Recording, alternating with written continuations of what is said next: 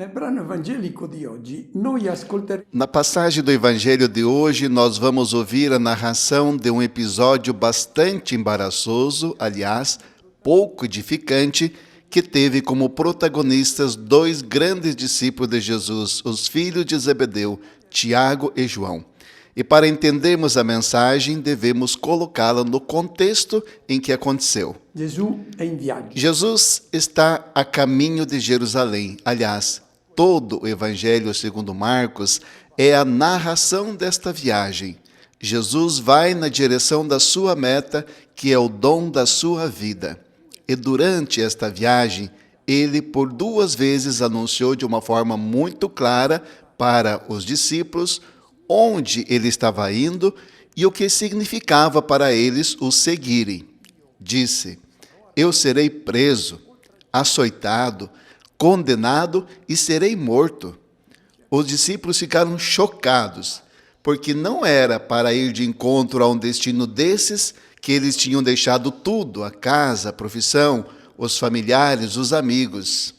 E difatti, dopo il primo annuncio, Pietro E de fato, depois do primeiro anúncio, Pedro interveio tentando fazer Jesus mudar de ideia. Tentou dissuadi-lo de ir para Jerusalém. E Jesus havia dito: tu pensas como Satanás. Satanás me propôs desde o início de conquistar os reinos deste mundo com as tentações. Pedro, tu pensas exatamente como Satanás, como também penso a maioria das pessoas deste mundo que querem o poder para dominar e serem servidos. Depois do segundo anúncio, os discípulos evitaram de fazer perguntas, de pedir esclarecimentos, porque sabiam como foi já a primeira vez. Eles só esperavam que Jesus parasse de falar aquelas coisas. E, no entanto, eles continuavam a discutir uns com os outros a quem caberia o primeiro lugar quando finalmente chegasse na glória do poder. la gloria del potere. Imediatamente antes do episódio que em breve ouviremos, Jesus tomou de novo à parte os 12 e pela terceira vez os revelou o que aconteceria a ele em Jerusalém. E nesta terceira vez, disse as coisas de maneira mais clara ainda. Dice le cose nel modo più chiaro. Eu vou para Jerusalém, e ali o Filho do Homem será entregue aos sumos sacerdotes, aos escribas, e eles o condenarão à morte, o entregarão aos pagãos, zombarão dele, cuspirão em seu rosto, o açoitarão e o matarão. Se você contou quantas ações seriam realizadas contra Jesus pelos homens, são 6. O número 6 na Bíblia é significativo, porque é sinal de algo incompleto. 7 é o número da plenitude. Os homens não fizeram 7 ações contra Jesus, mas 6. A última quem realiza é Deus. Disse Jesus: depois de 3 dias, o Filho do Homem ressuscitará. Essa é a 7ª ação realizada pelo Pai. Ou seja, o destino final não será aquele determinado pelas ações dos homens, mas haverá a intervenção do Pai do céu, que o reconhecerá como homem por excelência, o verdadeiro vencedor. E é a este ponto, depois do terceiro anúncio, que Marcos insere o pedido dos discípulos. Ouçamos. Reazione dei discepoli. Ascoltiamola. Si fecero avanti Giacomo e Giovanni. Tiago e João, filhos de Zebedeu, dirigiram-se a Jesus e lhe disseram: Mestre, queremos que nos faças o que vamos te pedir. Ele perguntou: que quereis que eu vos faça?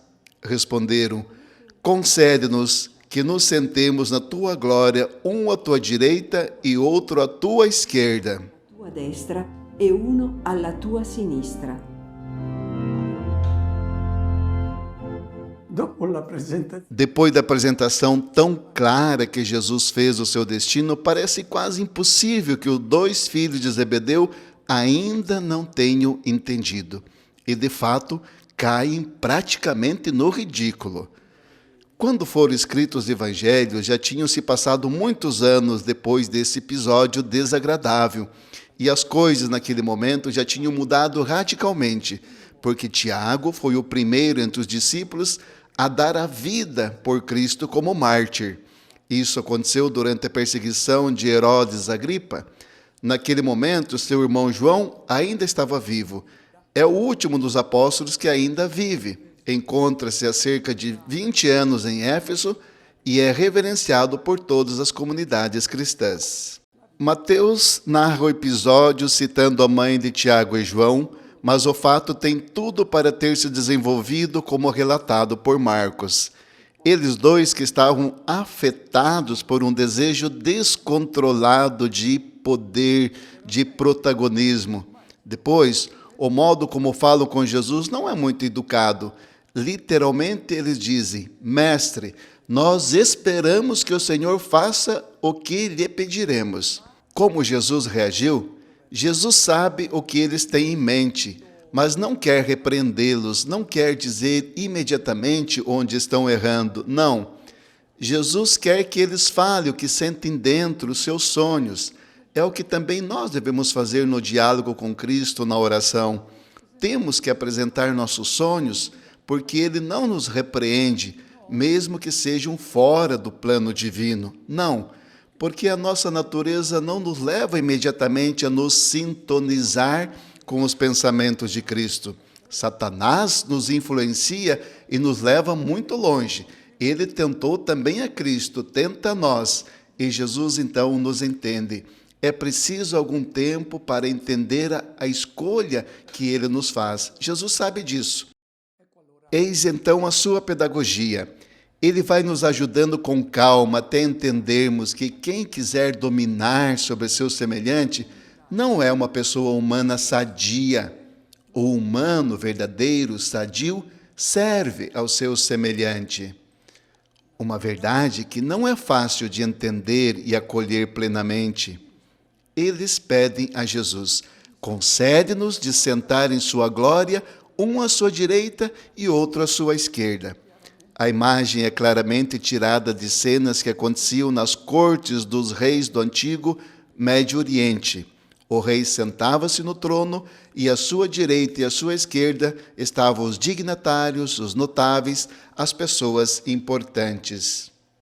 Ecco, il primo risultato che Gesù ha ottenuto. O primeiro resultado que Jesus conseguiu foi trazer à tona o diabólico que está presente nos seus discípulos. Isto é, aqueles sonhos que não são sugeridos por Deus, mas que vêm de Satanás. E se seguimos o que Satanás sugere, nos desumanizamos. Na verdade, querer ser grande, procurar ser o primeiro, não é ruim. Este ímpeto foi Deus quem nos deu, fazer algo grande, de notável. Trata-se de saber como responder a este ímpeto que todos nós temos dentro, aquele de ser grande. Che noi abbiamo dentro, quella di essere grandi. O erro está na maneira de entender a glória, o que é a glória e o que é vanglória, vaidade.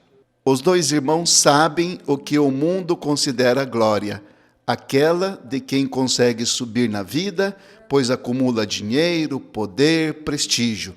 Possui servos que se curvam diante de si, eis o homem glorioso na visão do mundo. É a única glória que os dois conhecem.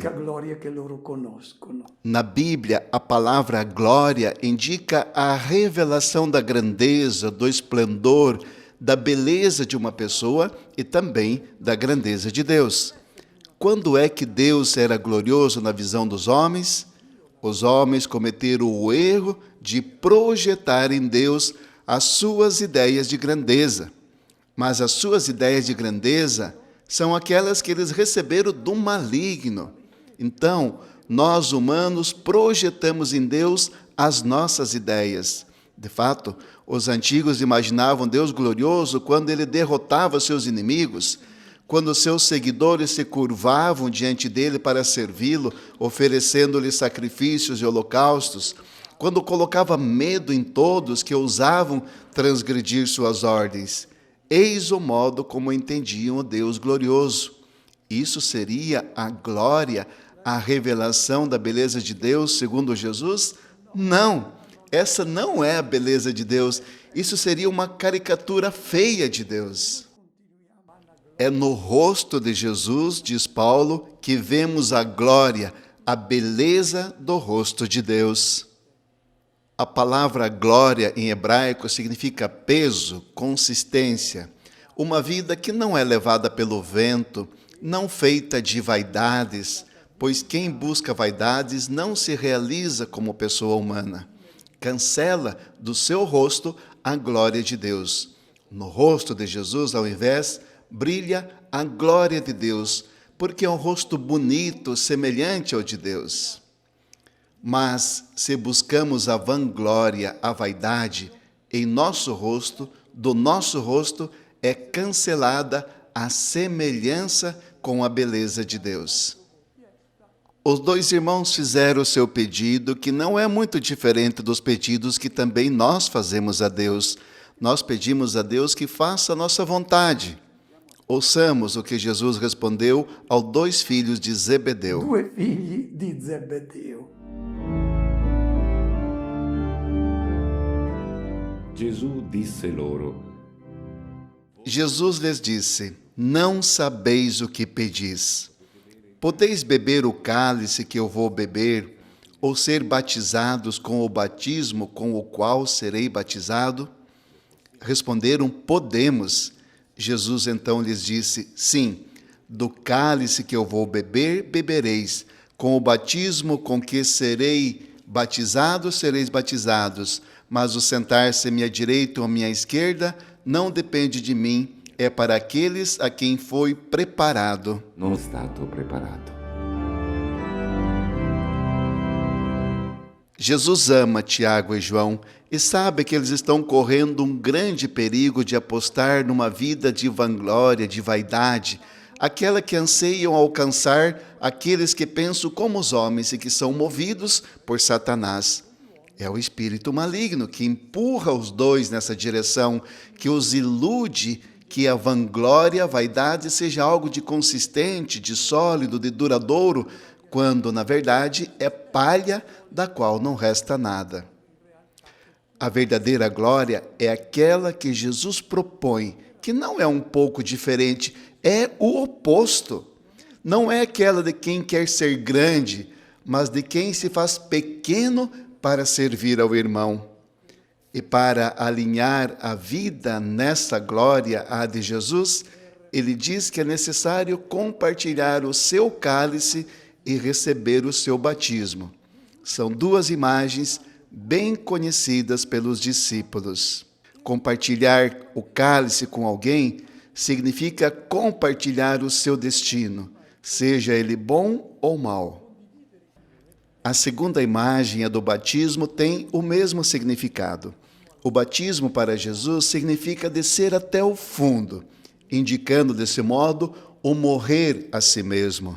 O dom da vida é apresentado com a imagem da imersão do batismo. Participar da glória de Jesus, portanto, significa para o discípulo participar da escolha de vida de Jesus. A glória de Jesus é aquela do amor, do dom da vida. É o máximo da beleza de uma pessoa e essa glória deve brilhar também no discípulo. Giovanni e Giacomo sono pronti ad accogliere. João e Tiago estão prontos para receber esta glória, seguindo Jesus no dom da vida? Eles respondem: sim, podemos. Entre a pergunta de Jesus e a resposta deles, não há nenhum momento de reflexão. A conclusão é de que eles não entenderam e continuam a confundir glória com vanglória, com vaidade. E para conseguir essa vanglória, também estão dispostos a arriscar a vida. Jesus diz: vocês beberão do meu cálice e também serão batizados com o meu batismo. Jesus respeita a lentidão deles em entender os desígnios de Deus. Vocês compartilharão do meu destino, mas sentar-se à minha direita e à minha esquerda não depende de mim. Vamos ouvir agora como os outros 10 discípulos pensam, eles que assistiram essa cena. Gli altri 10, avendo sentito, Os outros 10, ao ouvirem isso, começaram a se indignar contra Tiago e João. Jesus então os chamou e disse: Sabeis que os que são considerados chefes das nações as dominam, e os seus grandes impõem sua autoridade. Entre vós não será assim. Quem quiser ser o maior no meio de vós, seja aquele que vos serve. E quem quiser ser o primeiro no meio de vós, seja o servo de todos. Pois o Filho do Homem não veio para ser servido, mas para servir e dar a sua vida em resgate por muitos. riscatto per tutti.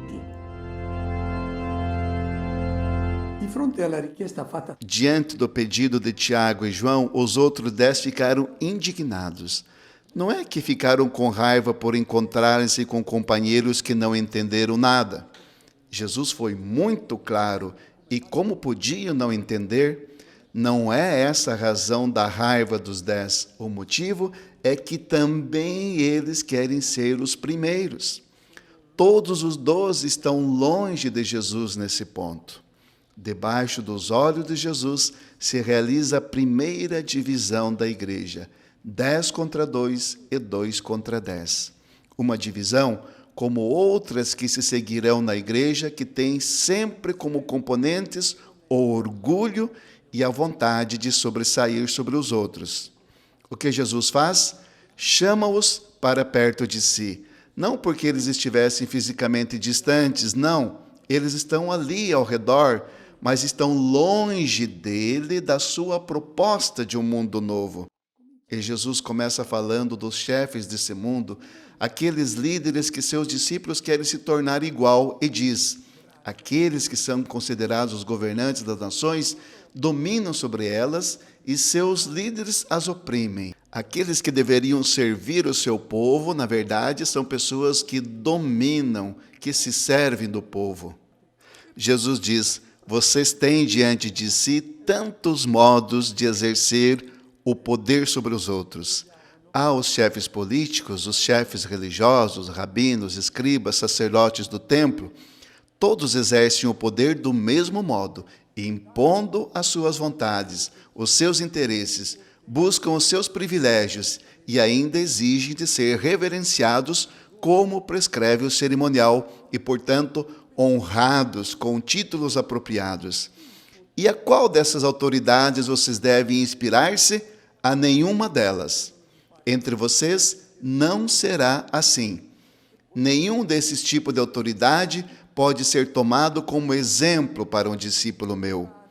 Qual é então o caminho para se tornar grande, para ser honrado, segundo Jesus? Jesus quer que se tornem grandes, então sugere a eles como tornar-se grande. Entre vocês será grande quem se torna servo, e quem quer ser o primeiro, torne-se escravo de todos. Servo é aquele que se faz voluntário, por amor ao irmão, para ajudá-lo em suas necessidades. O escravo tem um patrão a quem deve obedecer. E quem é o patrão do discípulo de Cristo? O patrão é qualquer pessoa que tenha necessidade do seu serviço, da sua ajuda. Esta é a nova lógica da comunidade dos discípulos de Cristo, e ele conclui apresentando-se a si mesmo como o exemplo de alguém que colocou a sua vida nessa linha. O Filho do Homem não veio para ser servido, mas para servir e dar a própria vida em resgate de todos. ha dato la propria vita in riscatto per molti.